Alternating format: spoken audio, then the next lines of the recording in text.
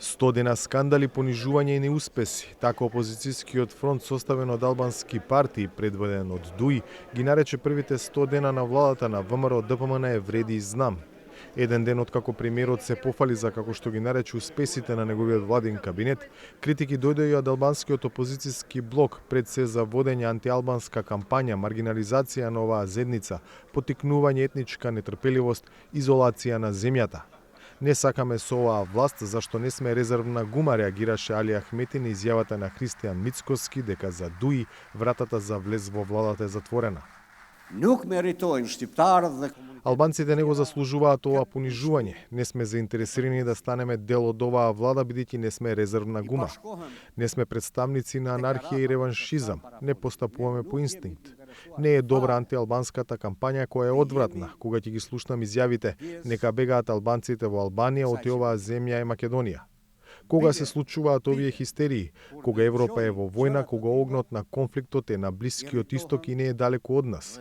Заедно ја правиме државата, заедно ја градиме и ја носиме во Европската унија, а не како што тие направија и на раздвојот пакетот со Албанија. На земјата и треба мир и стабилност, борба против корупцијата. Лидерите на останатите партии во Европскиот фронт сметаат дека планот на оваа влада е преку дестабилизација да се обиде да ги, како што рекоа, отстрани постигнувањата на албанците од изминатиот период.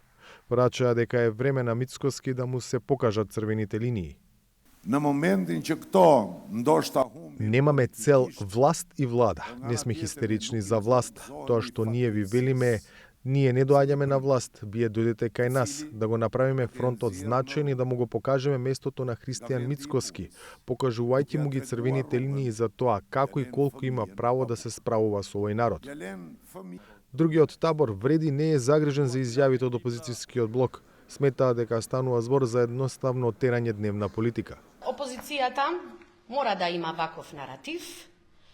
Јас можам да ви гарантирам дека коалицијата е стабилна, владата е стабилна, ние имаме мнозинство и во парламентот, затоа овие изјави само се прават за дефокусирање и за нормално дневна политика.